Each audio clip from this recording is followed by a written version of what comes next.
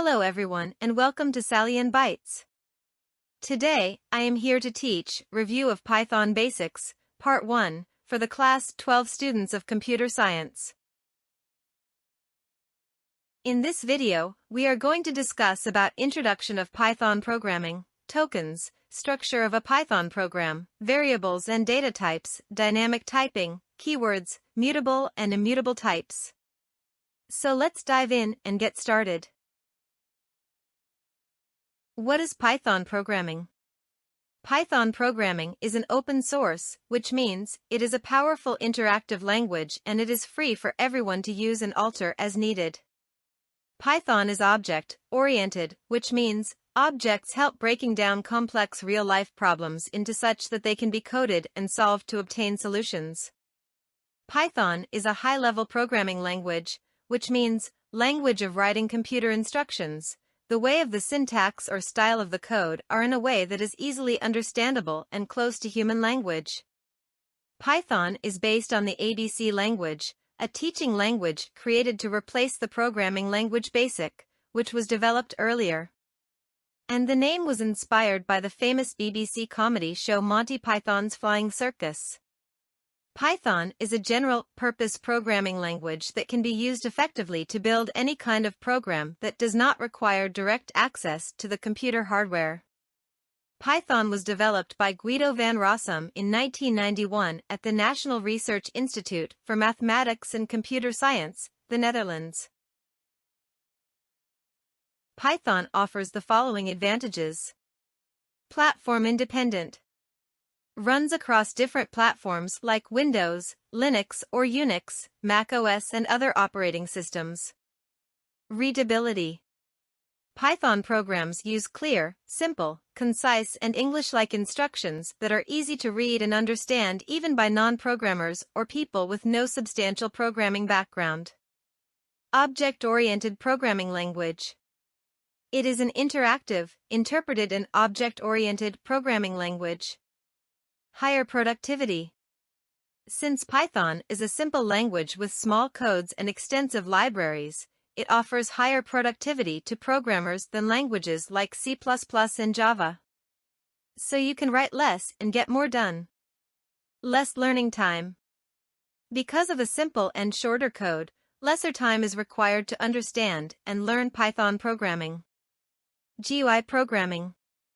Python supports GUI applications that can be created and ported to many system calls, libraries and Windows systems such as Windows MFC, Microsoft Foundation Class Library, Macintosh and the X Window system of Unix.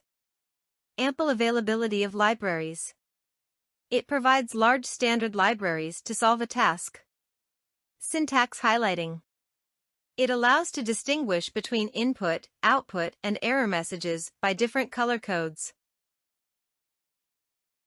Python has few limitations as well. First limitation is speed. Python is slower than C or C++. However, Python is a high-level language unlike C or C++. It is not closer to hardware. Next limitation is mobile development. Python is not a very good language for mobile development. It is seen as a weak language for mobile computing. This is the reason very few mobile applications are built in it. Next limitation is memory consumption. Python is not a good choice for memory-intensive tasks. Due to the flexibility of the data types, Python's memory consumption is also high. Next limitation is database access. Python has limitations with database access. As compared to popular technologies like JDBC, Java Database Connectivity, and ODBC, Open Database Connectivity, Python database access layer is found to be a bit underdeveloped and primitive. It cannot be applied in the enterprises that need smooth interaction of complex legacy data. Next limitation is runtime errors. Python programmers have cited several issues with the design of the language. Because the language is dynamically typed, that means type checking is performed at runtime only. Let's discuss about interacting with Python, Python IDLE. To write or run Python programs interactively, we can either use the command line window or the IDLE. IDLE is a simple integrated development learning environment that comes with Python. The most important feature of IDLE is that it is a program that allows the user to edit, run, browse, and debug a Python program from a single interface. Python IDLE comprises Python shell, interactive mode, and Python editor, script mode.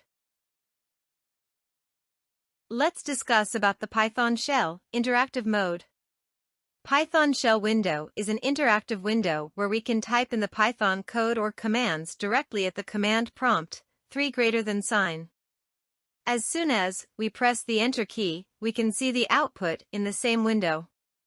In this example, we have given two print statements for displaying two different messages, Hello World and Welcome to Python Programming, upon pressing the Enter key. So we can give commands at the primary prompt and see the immediate results in Python shell, interactive window. Let's discuss about the Python editor, script mode. The drawback of interactive mode is that we cannot save the commands that we type. This can be overcome by script mode. In order to switch over to the script mode, click on the File menu option, New option, or press the shortcut key Ctrl+N from the shell window. While working in the script mode, when we enter the statements to be executed and press Enter key, we won't automatically see the results the way we would see in the interactive mode. To see output from a script mode, we have to run this script or invoke the print function. It must be remembered that even if we enter the print statements in the script mode, the output shall be displayed only in Python shell. To execute a Python script file, we have to choose the Run module option from the Run menu or press the function key F5. Look at the picture, right side, you can see the script mode. We can save the commands that we type. To see output from a script mode, we have to run this script or invoke the print function. You can see the print statement typed in script mode with the message Hello World. Now, look at the left side, output of the program Hello World, displayed in the Python shell or the interactive window. Let's see the different types of files in Python. By default, a file is saved with .py extension in Python. There are different types of files in Python. .py is the normal extension for a Python source file. .pyc is the compiled bytecode. .pyd is a Windows DLL file for Python. .pyo is a file created with optimizations. .pyw is a Python script for Windows. .pyz is a Python script window. You can see the difference between script mode and interactive mode in Python. First point. In script mode, you write your Python code in a file and save with a .py extension and then run it using the command line or an IDE. But, in interactive mode, you can write commands in front of Python command prompt, 3 symbol, and run Python code one line at a time. You can type Python code and see the results immediately. Second point. In script mode, the code is executed from top to bottom and the results are displayed in the console that is in the interactive window. In interactive mode, you can enter interactive mode by starting the Python interpreter from the command line or by using an IDE with a Python console. Third point. In script mode, you can use script mode to write and save complex programs for later use. Used by professionals. But in interactive mode, it is useful for testing small pieces of code or for exploring the language. Used by beginners. The basic element of Python is tokens. A token is the smallest element of a Python script that is meaningful to the interpreter. Python programs are made up of various types of tokens, which includes identifiers, keywords, literals, operators, and delimiters. An identifier is the name given to any variable, constant, function, or module in a program. Some of the rules for defining identifiers are given here. First character of an identifier should start with a character or an underscore but not with a digit. No special characters are allowed except underscore. Reserved words, keywords, cannot be used as an identifier name, for example, reserved words like print function. Space is not allowed. Upper and lower case are treated differently. Examples of valid identifiers are ABC, X24Y, California _123, swap, name, etc. Examples of invalid identifiers are 12-digit, here, first character of an identifier should start with a character, but it starts with 1, it's a digit. So, it is invalid identifier. Roll number, here space should not be allowed, so, it is invalid identifier, name $, no special characters are allowed. It's invalid. PIN code, here no space allowed. So it's invalid. The next token in Python is the keyword. Keyword is the reserved words of Python that have a special fixed meaning for the interpreter. No keyword can be used as an identifier, as keywords have specific meaning for the interpreter. For example, if, else, while, for, def and class. The next token in Python is the literals. A fixed numeric or non-numeric values that are directly used in a program is called a literal. Such as numbers, strings, Boolean values, or other data that represents values to be stored in variables. They are also known as constants. Here is the list of types of literals and examples.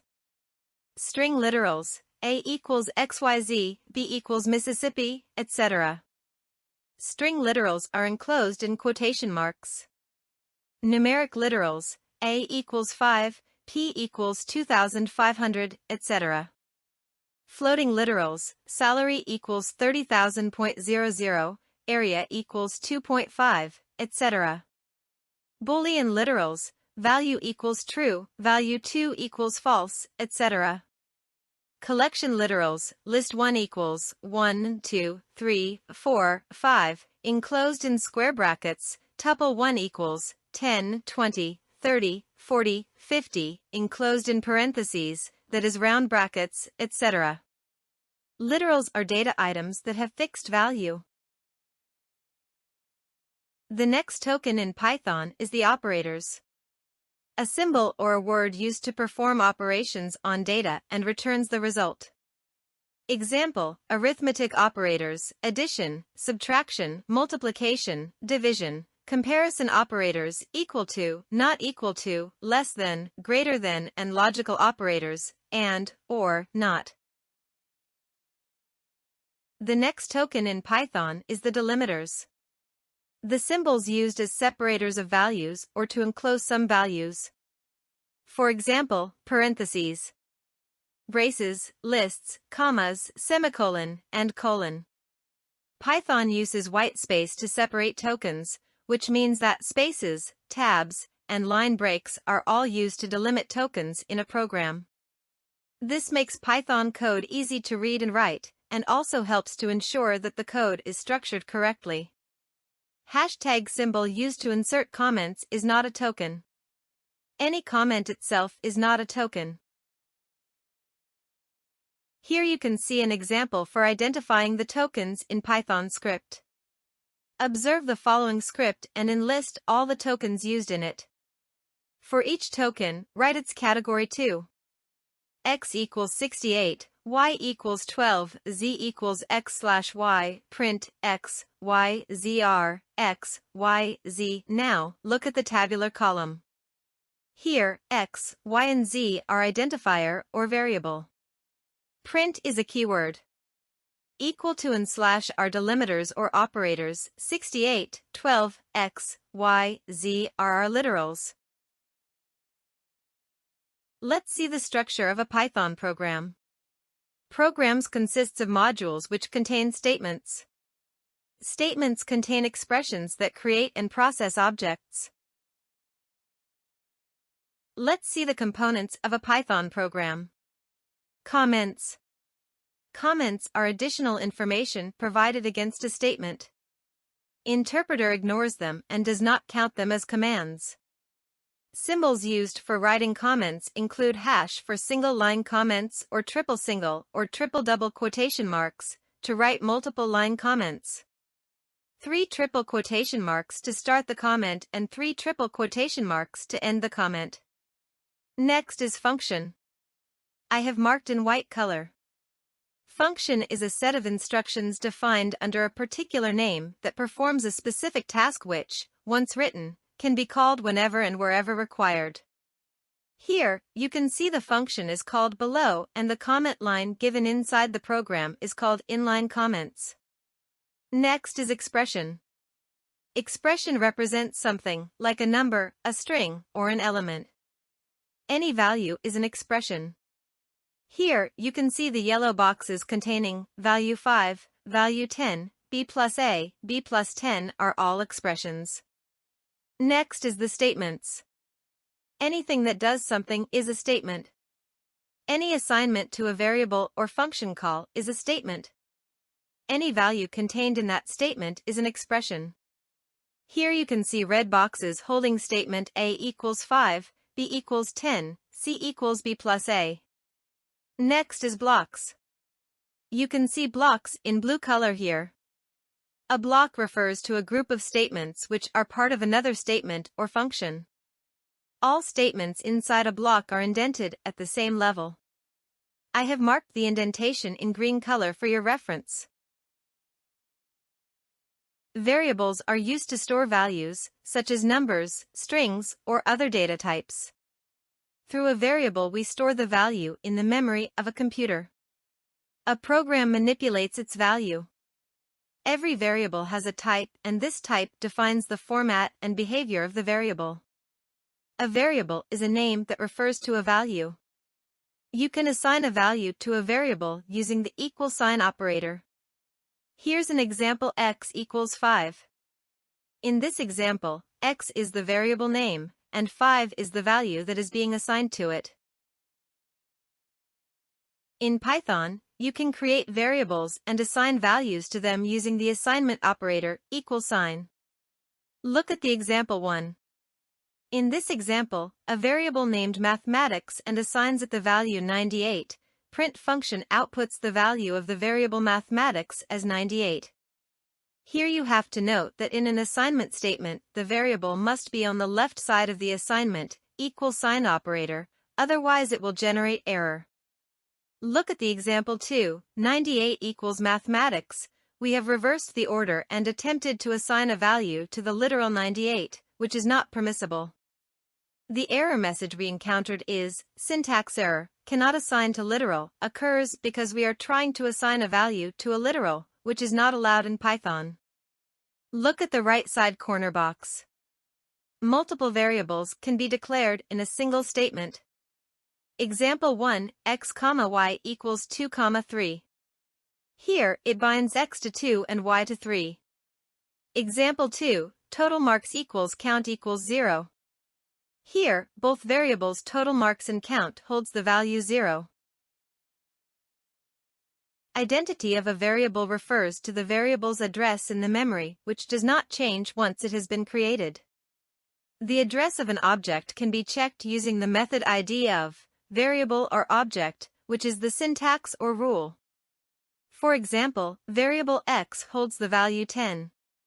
When we print the identity, that is ID of x, the output displays 140652663 for 145296, which is the address of memory location storing value 10.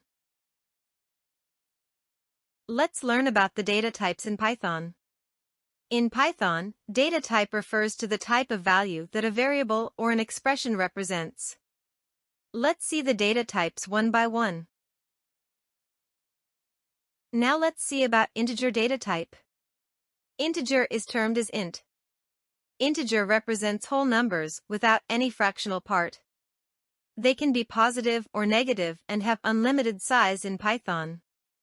An integer in Python can be of any length. Let's look at the examples. In these examples, variables are created with positive, negative, 0 and printed. You can pause the video and see one by one. Here, you have to note that while writing a large integer value, do not use commas to separate digits. Also, integers should not have leading zeros. You can represent integers as hexadecimal, base 16, and octal, base 8, values. Look at the right side examples. In line 1, the value 0x, a, 0f is assigned to the variable x. The prefix 0x indicates that the value is in hexadecimal format. Hexadecimal numbers use the base 16 system, which includes digits from 0 to 9 and letters from A to F to represent values from 10 to 15. The hexadecimal value 0x, A, 0f represents the decimal value 2575 and printed. In line 4, the value 0037 is assigned to the variable x. The prefix 00 indicates that the value is in octal format. Octal numbers use the base 8 system, which includes digits from 0 to 7 to represent values. The octal value 0037 represents the decimal value 31 and printed.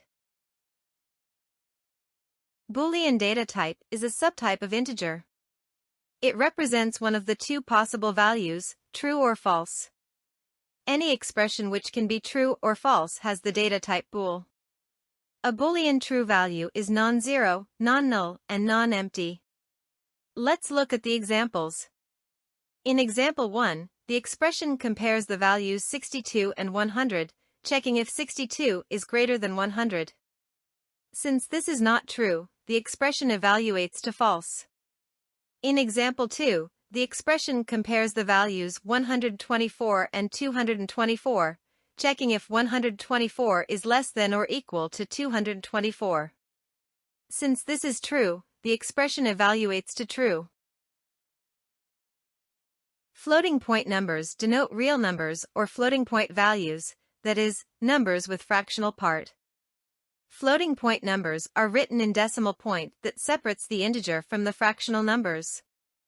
The fractional part of a floating point number can also be 0. Let's look at the examples. In these examples, floating point numbers are created with different variables and printed. Float can also be represented in scientific notation where the lowercase or uppercase letter e or e signifies the 10th power. Now, look at the right side example. In line 1, 3.14e2 represents the float value 314.0 in scientific notation. The e2 indicates multiplying the mantissa, 3.14, by 10 raised to the power of 2, resulting in 314.0. In line 4, 1.5e-3 represents the float value 0.0015 in scientific notation. The e-3 indicates multiplying the mantissa, 1.5, by 10 raised to the power of -3, which is equivalent to dividing by 1000, resulting in 0.0015. You can use either lowercase e or uppercase e as the exponent marker, and they both function the same way. Complex numbers in Python are made up of pairs of real and imaginary numbers. Let's look at the examples.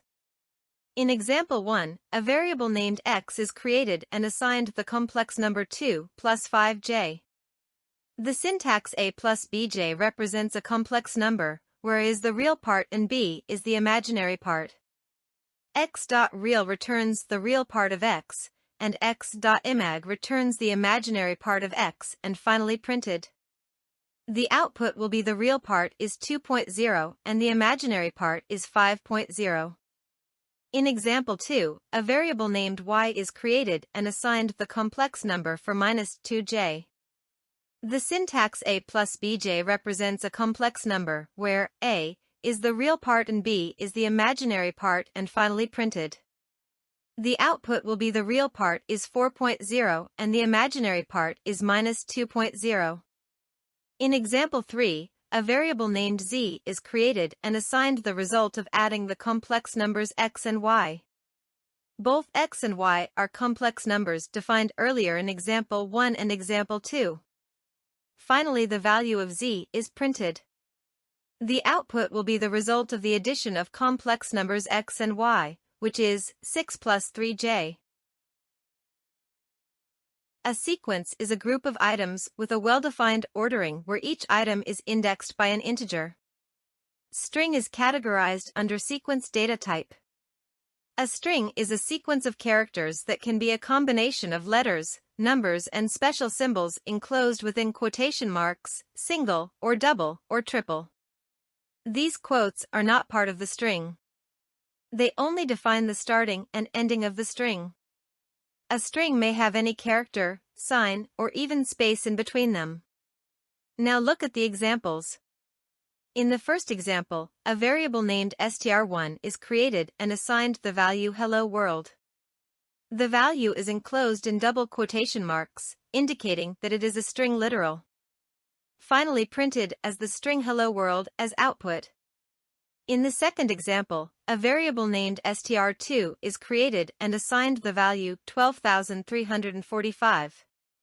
The value is enclosed in double quotation marks, indicating that it is a string literal. Finally printed as the string 12345 as output. It's important to note that the value of str2 is a string, even though it consists entirely of numeric characters. In Python, strings are a sequence of characters and can contain alphanumeric and special characters. In the third example, a variable named str3 is created and assigned the value Python 3.9.2. The value is enclosed in single quotation marks, indicating that it is a string literal. Finally printed as the string Python 3.9.2 as output. Next sequence data type is lists. List is a sequence of items separated by commas and the items are enclosed in square brackets. Let's look at the example.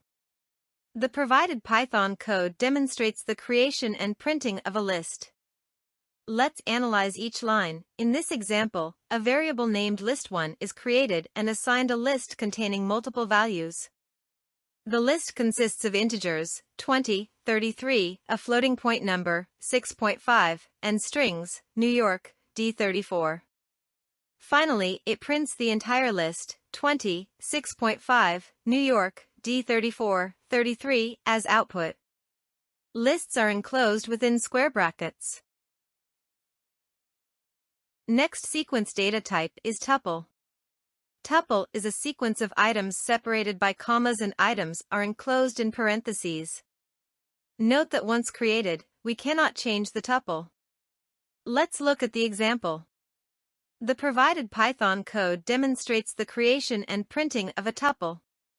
In this example, a variable named tup1 is created and assigned a tuple containing multiple values. The tuple consists of integers, 180, strings, sam, p, and a floating point number, 4.5. Finally, it prints the entire tuple, 180, sam, 4.5, p, as output. Tuples are enclosed within parentheses, round brackets. A mapping object maps immutable values to arbitrary objects. This data type is ordered and mutable. There is currently only one standard mapping type, the dictionary. A dictionary holds data items in key-value pairs and is accessed using keys, which are immutable data type and their values of any data type. Items in a dictionary is enclosed in curly brackets. Dictionaries permit faster access to data. Every key is separated from its value using a colon sign. In order to access any value in the dictionary, we have to specify its key in square brackets. Now look at the example. The provided Python code demonstrates the creation and printing of a dictionary. In this example, a variable named dict is created and assigned a dictionary containing key-value pairs. The keys are strings, name, age, class, and the corresponding values are nishant, 16, and 11. Finally, it prints the entire dictionary, name, nishant, age, 16, class 11 as output, enclosed within curly braces. None is a built-in constant in Python that represents the absence of a value or the null value. This is a special data type with a single value. It is used to signify the absence of value or condition evaluating to false in a situation. It is represented by none. Python doesn't display anything when we give a command to display the value of a variable containing value as none. None will be displayed by printing the value of the variable containing none using print statement. Now, look at this example. A variable named value1 is created and assigned the value 30. This means that the integer 30 is stored in the variable value1. Next, a variable named value2 is created and assigned the special value none. None is a built-in constant in Python that represents the absence of a value or the null value. The print function is used to display the values of the variables value1 and value2 on the console. The output of the code will be 30 and none. This means that the value 30 will be displayed on the first line of the console when the code is executed, and none will be displayed on the second line. Set is an unordered collection of values of any type with no duplicate entry, enclosed within curly braces. Example, set1 equals 10, 20, 30, 40, enclosed in curly braces. Dynamic typing is a feature of the Python programming language where the type of a variable is determined at runtime, as opposed to being statically declared at compile time. In dynamically typed languages like Python, you can assign values of different types to the same variable without any explicit type annotations or declarations. Let's see some examples. In line 1, we assign the value 5 to the variable x. Since 5 is an integer, Python infers that x is of type integer. We then use the print function to display the value of x, which will output 5. Next, we use the type function to determine the type of x, and it will return class int, indicating that x is of type integer. In line 5, we reassign the value hello world to the variable x. The previous value of x, which was an integer, is discarded, and now x references a string. We then print the value of x, which will output hello world. When we use the type function on x, it will return class str, indicating that x is of type string. In line 9, we assign the list 1, 2, 3 to the variable x. The previous value of x, which was a string, is replaced, and now x refers to a list. We then print the value of x, which will output 1, 2, 3. When we use the type function on x, it will return class list, indicating that x is of type list. Thus, the code demonstrates dynamic typing in Python, where the same variable x can hold values of different types throughout the program execution. Python determines the type of the variable based on the value it is assigned at runtime. Let's discuss about the keywords in Python. Keywords in Python are reserved words that have a special meaning in the language. These words cannot be used as variable names, function names, or any other identifiers.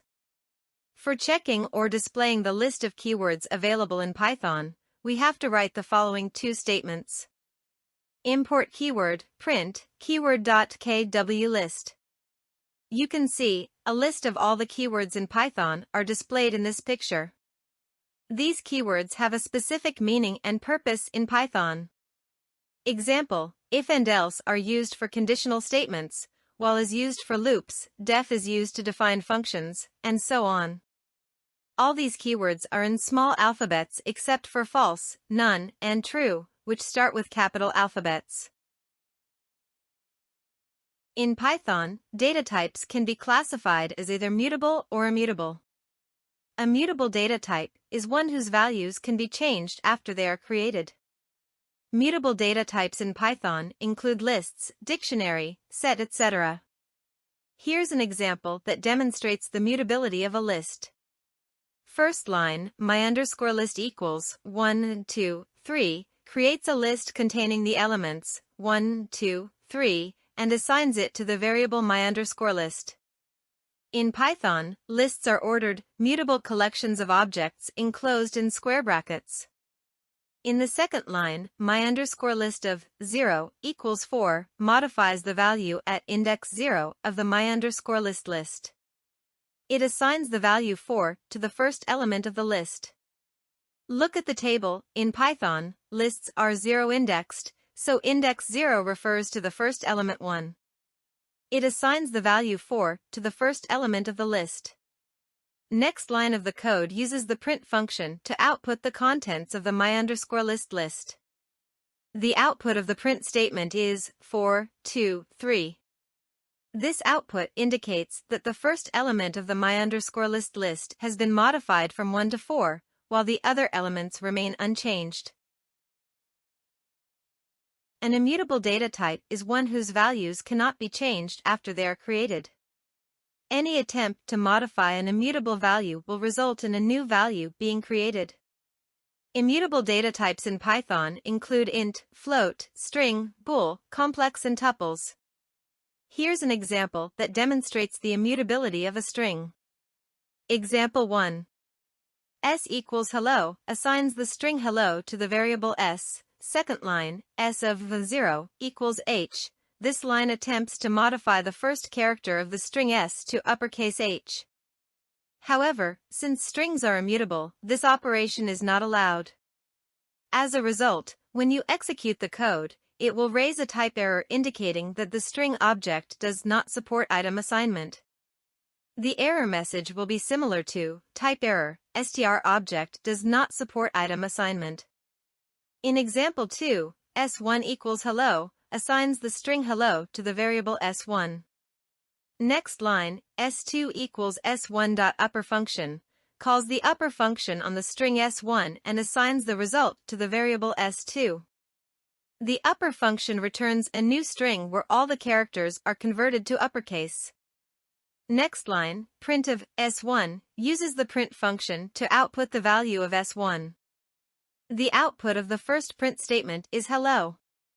This is because the upper function does not modify the original string s1. It creates a new string with uppercase letters and assigns it to s2, leaving s1 unchanged. Next line, print of s2, uses the print function to output the value of s2. The output of the second print statement is uppercase hello. This is the result of calling the upper function s1 and storing the uppercase version of the string in s2.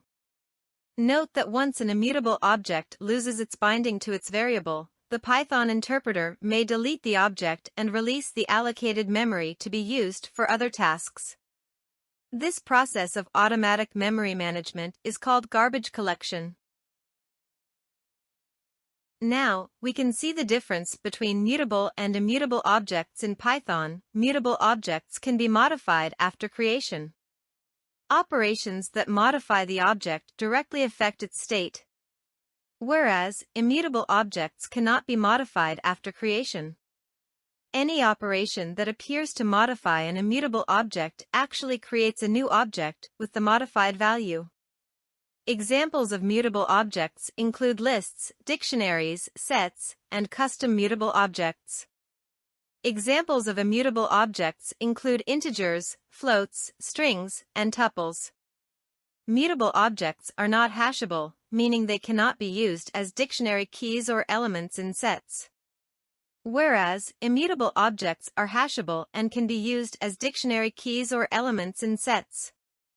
Mutable objects may use more memory due to in-place modifications, as the original object is modified rather than creating a new object. Whereas, immutable objects are typically more memory efficient as creating new objects allows for reusing existing objects. Modifying a mutable object may result in changes reflected in other references to the same object. Whereas, modifying an immutable object requires creating a new object with the modified value. Thanks for watching. Watch the upcoming videos. Review of Python Basics Part 2. Operators and Operands. input and output, Python's built-in function, typecasting, comments in Python, sequential statements, selection or conditional statements, iteration or looping constructs. You can check the link in the description box below.